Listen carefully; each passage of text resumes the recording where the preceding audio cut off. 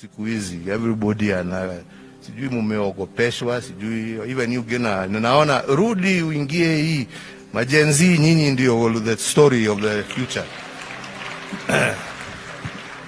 Fight for your rights bwana, sio kukakaa hapo wakaa hapo mambo mali yenu ichukuliwe na nini, mumeitolea jasho. Msikubali, pambaneni, muhakikishe mumepata haki yenu. Mnasikia nyinyi? Sio kukaa hapo tu, kuna kitu inadumu. But everything is worth a fight for. If you don't fight for it, ikienda mtu asilie. Msimame mupiganie haki yenu. Na mko na hawa watoto wamebaki ambao wako tayari kupigania haki yao. Waungane pamoja nanyi. Can't just stand there and let people take your hard earned sweat. Dunia iendi namna hiyo.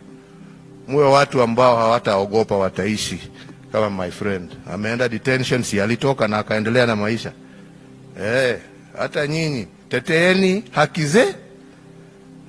Sio kukaa tu munaogopa. Kuogopa sasa ni sisi tutulie sisi. Ninyi ndio mko na nguvu ya kupambana na hii watu.